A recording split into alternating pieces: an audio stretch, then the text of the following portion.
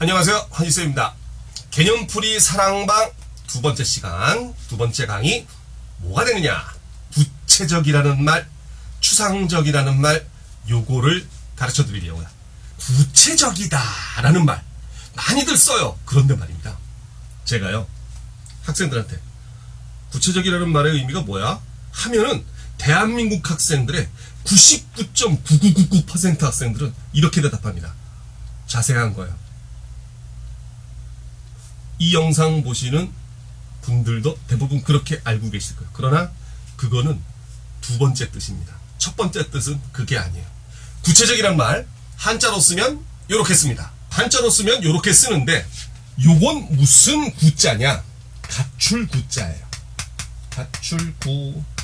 갖추다. 그래서 구비하다 이런 말 쓰잖아요. 그쵸? 그 다음 채자는 뭐냐? 다 알죠? 몸채자, body, 몸채자. 요거는 이제 관역적자고요. 영어에 보통 틱에 해당하죠. 무슨 틱, 로맨틱, 리얼리틱 할 때 그 틱. 그런데 구체 이게 무슨 뜻이냐? 그러면 사전을 찾아보시면요, 사전에는 이렇게 서술이 되어 있거든요. 첫 번째 뜻, 어떤 사물이 직접 경험하거나 지각할 수 있도록, 요 괄호는 제가 쳤습니다. 일정한 형태와 성질을 갖추고 있는, 요게 첫 번째 뜻이에요. 그러면 자세한은 아니네요. 그렇죠? 자세한 거랑은 달라요. 이게 무슨 뜻이냐면, 간단하게 얘기를 하자면, 요걸 더 줄여서 표현하면, 이 채자는 몸체란 말이에요. 바디를 갖추고 있기 때문에 우리가 경험하거나 지각할 수 있어. 무슨 말입니까 이게? 감각적으로 인식할 수 있다는 얘기입니다. 그래서 구체적이라는 말은 감각적으로 인식이 가능한, 이런 뜻이 되는 거예요. 감각적으로 인식 가능한, 요런 의미.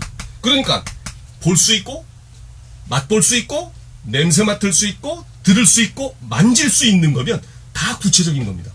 자세한이랑은 완전히 다른 의미죠. 그러니까 뭐뭐의 구체화 할 때 그걸 자세한이라고, 아닌데 단어 한두 개밖에 없는데 뭔 자세해? 개념이 안 맞는 거야. 서로 간에 호응이 안 되는 거지. 내가 알고 있는 개념과 그 필자가 또는 작가가 써놓은 표현이 안 맞아. 그럼 이해가 안 되는 거죠. 잘못되는 겁니다. 요거 문제에서도 많이 등장을 하거든요. 구체적이다. 특히 문학 쪽에서 많이 등장합니다. 근데 시 해설하다가 구체적 심상 이러면은, 심상을 자세하게 표현 안 했는데 왜 자세한? 잘못 알고 있는 거죠. 감각적인, 이런 표현이에요. 감각적인 심상. 다시 한번 갑니다. 바디를 갖추고 있기 때문에 우리가 오감을 이용해서 감각적으로 인식이 가능하면 구체적인 게 되는 겁니다. 호호, 그렇군요. 그리고 이제 이게 1번 첫 번째 뜻이고, 두 번째 뜻으로 가면 이제 자세한 쪽으로 가요. 실제적이고 세밀한 부분까지 담고 있는 이런 의미입니다. 실제적이고 세밀한 부분을 담고 있는 이런 표현이 된다고. 오호, 그렇군요. 그래서 어쨌든 형상을 갖추고 있고 우리가 감각적으로 인식이 가능하면 다 구체적인 게 되는데, 그러다 보니 요 구체와 반대말이 되는 게 뭐겠습니까? 자, 요거는 바디를 갖추고 있으니까 구체적이야. 바디가 없는 건 어떻게 돼? 우리가 상상을 해볼 수밖에 없겠죠. 추론을 해볼 수밖에 없겠죠. 그래서 뭐야? 추상적이 되는 겁니다.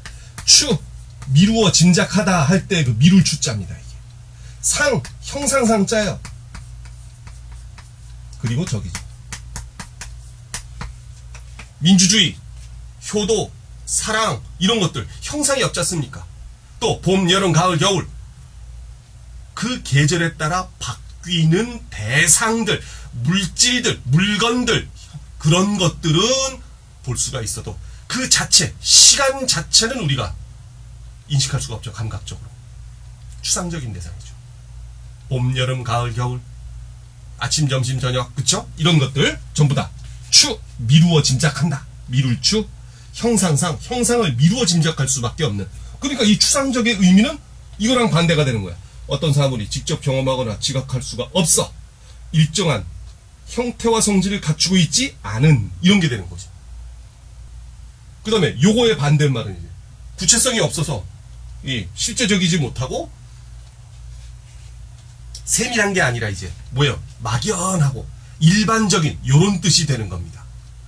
이해하시겠습니까? 자, 그러면 잠시 예를 하나 더 드리도록 할게요. 우리가 공부하면서 많이 봤을 만한 19절입니다. 위에 것 황진이의 시조, 그쵸? 초장이죠. 동짓달 기나긴 밤을 한 허리를 베어내요. 밑에 건 이육사 선생의 19절이죠. 끊임없는 광음이 피어선 지고, 이렇게. 자, 요게 뭐냐면 왜 이걸 갖다가 굳이 서술해놨냐면 우리 참고서를 보면 말입니다. 요렇게 서술돼 있어요. 여기 동짓달 기나긴 밤을 한 허리를 베어내요. 묶음표를 딱 해주면서 뭐라고 해요? 시간이라는, 즉 밤이라는, 그 겨울 밤이라는 시간이라는 추상적 개념의 뭐다? 구체화다. 이렇게 제시가 되고 있잖아.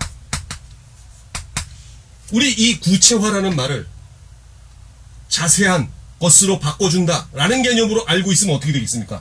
뭐 자세하게 표현된 거예요? 아니잖아요. 밑에 것도 마찬가지야. 끊임없는 광음, 세월이거든요. 이것도 시간이라는 추상적 개념에 뭐가 되는 거야? 개념의 바로 피어선 지고, 꽃이 피고 지는 거에다가 대응을 시켰어요. 추상, 구체화죠. 구체화, 그치? 구체화. 이거 자세하게 표현한 겁니까? 아니란 말이야. 이것도 자세하게 표현한 거예요? 아니에요. 그러면 무슨 쪽으로 표현한 겁니까? 감각적으로 표현한 거죠. 베어낼 수 있는 대상으로, 물질적인 대상으로, 꽃이 피고 지는 것 같은 시각적으로 확인이 가능한 것처럼 표현을 해놨잖아. 시간이라는 추상적 개념을 구체화했다. 요럴 때 써먹는 겁니다. 이해하시겠습니까? 다시 한번 갑니다. 구체적이다 라고 하는 말은 형상을 갖추고 있기 때문에 우리가 감각적으로 인식이 가능한 대상을 구체적이다 이렇게 얘기를 하고요. 그러면 그것과 반대, 형상을 갖추지 못했기 때문에 그 형상을 미루어 짐작할 수밖에 없는 것들을 우리는 뭐라고 한다? 추상적이다. 이렇게 얘기를 하죠. 미술 영역에서는요, 특별한 형상을 갖다 찾을 수 없는 그런 그림들을 추상화 그러죠. 그러면 추상과 반대, 그래서 구체적인 형상을 가지고 있는 그림들은 뭐라 그래? 집을 그렸다든가 과일을 그렸다든가 인물을 그렸다든가 이런 것들은 또 구체화 그러지 말고, 그림 영역에서는 그게 용어가 살짝 바뀌어서요, 추상 대비 구상화라고 얘기를 합니다. 형상을 갖추고 있다 이런 개념이죠, 거기서는. 근데 우리는 지금 일단 문학에서 또는 글에서 많이 볼 수 있는 그 구체적이다 또는 구체화라는 개념을 이제부터 절대로 헷갈리지 마시고 다른 의미로 이해하지 마시고 자세한으로 밀어붙이면 안 됩니다. 물론 자세한으로 해석을 해야만 할 때도 있긴 있겠지. 그렇지만 특히 문학에서는 자세한이라는 말로 거의 안 써요. 감각적으로 인식이 가능한 이 개념으로 쓴다는 거 주의해 주시면서 다음 또 개념풀이 강좌 기대해 주세요. 수고하셨습니다.